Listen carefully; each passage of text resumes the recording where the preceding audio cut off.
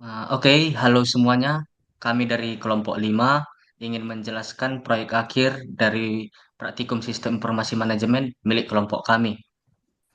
Adapun dataset yang kami analisis yaitu analisis konten Netflix. Sebelum masuk ke penjelasan, izinkan kami untuk memperkenalkan diri kami terlebih dahulu. Nama saya Mikael Saputra Purba dengan NIM 23170127076. Nama saya Maulana Nama, Al-Ghifari dengan NIM 231712063. Nama saya Ahmad Zaki Jarkasi dengan NIM 2317112073. oke, sebelumnya kenapa kami memilih dataset ini? Yaitu karena dataset ini menyediakan data lengkap meliputi film ataupun serial, genre, rating, serta tahun rilis dari platform streaming global. Hal ini memungkinkan analisis tren konten secara visual dan interaktif untuk berbagi kebutuhan.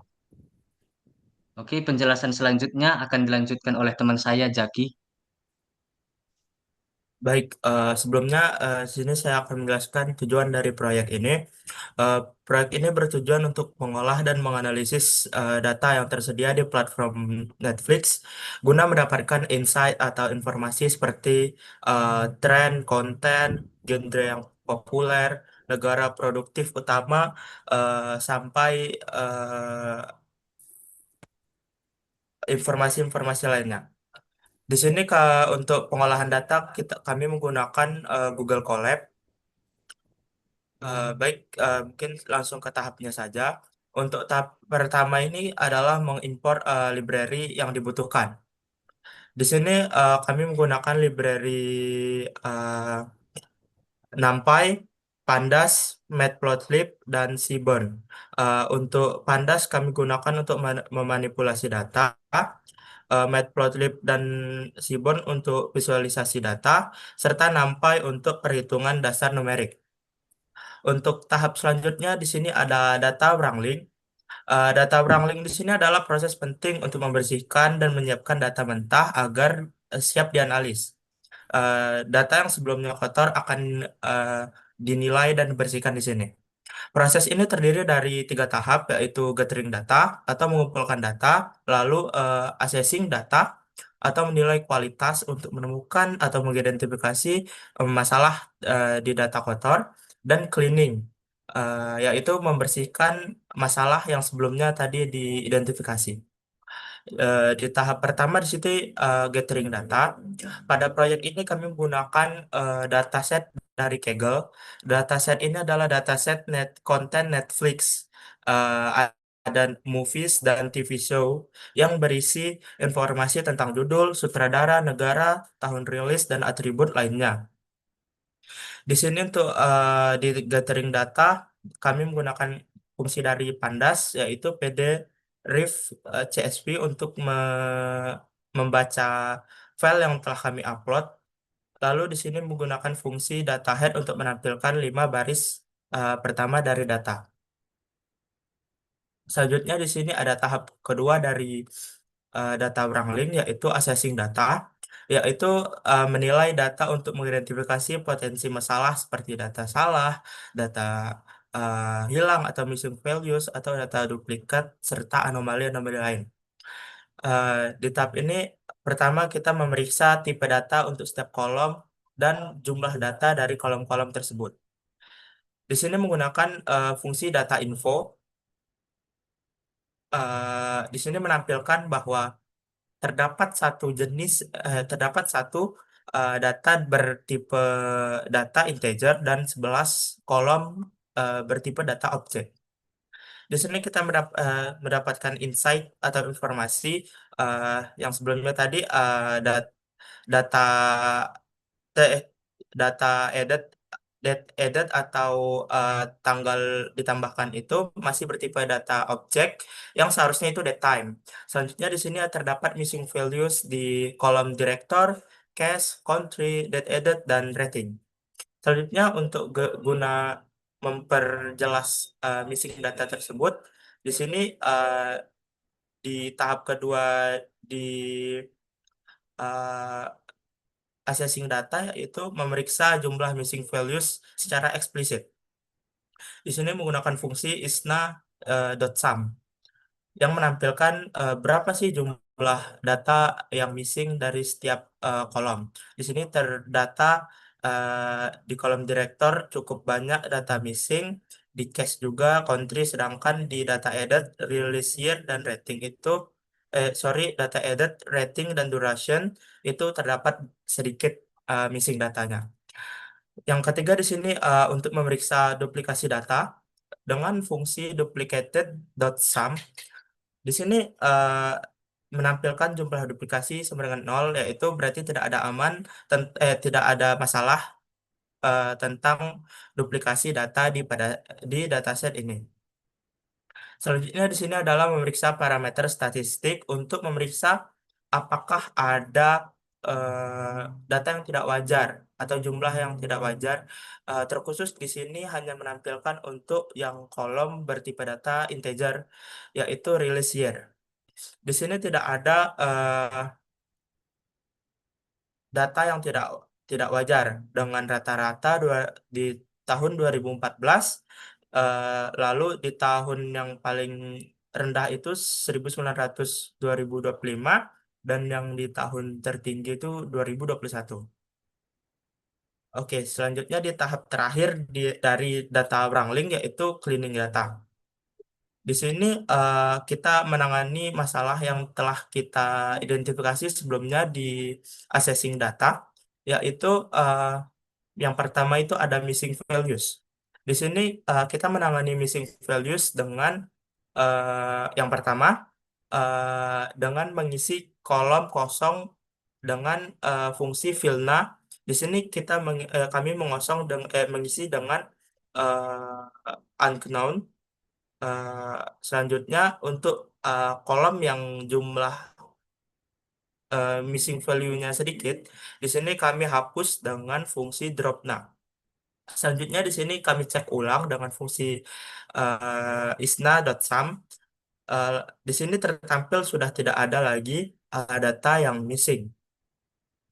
Untuk selanjutnya yaitu mengubah tipe data untuk kolom date edit sebelumnya yang sudah dianalisis. Di sini menggunakan fungsi sebelumnya karena di data kami itu isi dari date add-nya itu ada spasi di awal dan di akhir. Di sini kami menghapus dulu spasinya agar bisa dikonversi dari objek ke tipe data datetime. Di sini menggunakan fungsi dari pandas to datetime untuk mengonversi dari objek ke tipe data datetime. Di sini dicek lagi dengan fungsi info. Eh, di sini date add-nya sudah berubah menjadi tipe data datetime. Selanjutnya di sini ada membuat kolom baru untuk analis. Untuk mempermudah analis, di sini kami membuat kolom baru yaitu year year add, di mana ini adalah kolom kapan konten tersebut ditambahkan ke Netflix. Data ini diambil dari date add sebelumnya yang sudah ada dengan fungsi eh, date dengan fungsi ini Netflix data year add sama dengan Netflix data date add DT year. Selanjutnya di sini ada yang terakhir memisahkan kolom dan membersihkan kolom duration. Sebelumnya ini kolom duration itu ada duration yang menit dan ada duration yang season. Jadi di sini kami memisahnya menjadi dua agar lebih mempermudah analisis data.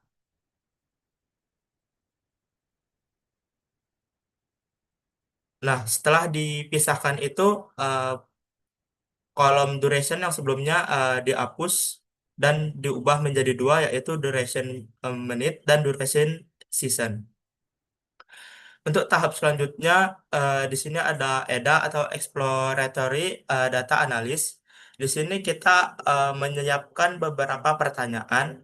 Yang pertama di sini ada distribusi tipe konten. Ini membagi konten berdasarkan tipe. Di sini movie, ada 6.126 dan TV show ada 2.664. Yang kedua di sini ada 10 negara production teratas dengan fungsi STR split yang akan menampilkan ini di posisi pertama itu ada United States dengan jumlah konten sebanyak 3.201. Selanjutnya di sini ada pertanyaan ketiga, tren penambahan konten per tahun yang akan menampilkan eh, pertambahan konten tiap tahun. Di sini akan menampilkan pertambahan konten tiap tahun. Selanjutnya di sini ada pertanyaan keempat yaitu 10 genre yang paling umum atau paling sering muncul di konten Netflix di dalam dataset ini. Nah, ini akan menampilkan 10 genre teratas dengan yang paling banyak itu adalah international movies dengan jumlah 2.752. Yang terakhir di sini ada distribusi rating usia yang akan menampilkan jumlah konten berdasarkan jumlah konten terbanyak berdasarkan rating usia dengan TVMA terbanyak sebanyak 3.205. Terakhir di sini ada visualisasi dan eksplorasi analis. Di sini mengvisualisasi eh, analis pertanyaan sebelumnya di EDA. Di sini eh, untuk pertanyaan pertama divisualisasikan dengan pie chart yang menampilkan konten Netflix yang didominasi oleh film movies yang mencakup sekitar 69,7% dari total konten. Selanjutnya di sini visualisasi dari pertanyaan kedua menggunakan diagram bar dengan Amerika Serikat ada dengan produksi konten terbanyak di Netflix. Untuk selanjutnya ini adalah visualisasi dari analisis sebelumnya di EDA. Mungkin untuk pengolahan data ini saja. Selanjutnya akan dilanjutkan oleh teman saya Maulana. Terima kasih. Baik, di sini saya akan menjelaskan dashboardnya. Jadi di sini fungsi dashboard yaitu memudahkan para pengguna melihat analisis dari konten streaming ini. Nah, yang pertama yaitu ada struktur utama yaitu dashboard analisis ini, yang dimana pastinya ini adalah judul dari analisis dashboard kita. Nah, di sini juga ada catch data, yang dimana catch data ini sendiri yaitu dia dapat membaca Netflix ini CSP, yang dimana itu adalah data-data yang sudah dibersihkan dan dimasukkan ke dalam dashboard. Nah, selanjutnya di sini ada filter yang nanti bakalan dijelaskan, yang dimana di sini fungsinya adalah memfilter suatu konten streaming berdasarkan apa yang ada di judulnya ini, yang dimana pilih tipe konten, pilih negara, dan pilih rentang tahun rilis. Oke, selanjutnya di sini ada total judul, jumlah film, dan jumlah acara TV. Ini adalah yang ada dalam dashboardnya sendiri. Di sini juga ada proporsi tipe konten, yang dimana dia akan memproporsikan tipe kontennya. Jika tidak ada, maka dia akan memberikan warning tidak ada data untuk filter yang dipilih. Sama juga untuk ini distribusi rating konten, dan dia akan memberikan warning juga. Di sini juga sama, top 10 negara produsen konten, dia akan memberikan warning juga. Nah, setelah itu dia akan menampilkan sesuai dengan print yang sudah di sini tampilkan data mentah yang telah difilter. Kita langsung masuk ke dashboardnya. Nah, dashboard di sini simple saja. Di sini kalian bisa memilih-pilih tipe konten seperti filter tadi, pilih negara, dan juga pilih rentang tahun rilis. Di sini ada berbagai visualisasi dari diagramnya. Nah, saat kalian memindahkan ataupun memilih dari satu filter ini, dia akan berganti-ganti. Nah, bisa kalian lihat dia buffing ya, dia buffing untuk memilih konten sesuai dengan filter yang telah kalian lakukan gitu loh. Di sini kalian bisa memfilter negara juga, bisa kalian hapus gini juga, bisa kalian hapus. Maka semua yang ada di dalam diagram maupun total judul, jumlah film, jumlah acara TV dan lainnya akan terganti sesuai dengan filter yang sudah ada. Di sini juga ada pilihan tentang tahun rilis. Bisa kalian pilih tahun rilis. Ya, di sini total judul 16, jumlah film. Dia akan menyesuaikan filter yang sudah ada sesuai dengan data konten yang sudah dimasukkan dalam konten stream Netflix tadi ya. Top 10 negara produsen, top 10 genre paling umum, tren penambahan konten di Netflix, proporsi tipe konten. Nah, di sini manfaat dashboard ini tentu saja memudahkan pengguna untuk mencari filter konten Netflix yang mereka inginkan. Baik, mungkin itu saja dari penjelasan dashboard yang mungkin dapat saya jelaskan. Selebihnya, mohon maaf jika ada salah kata.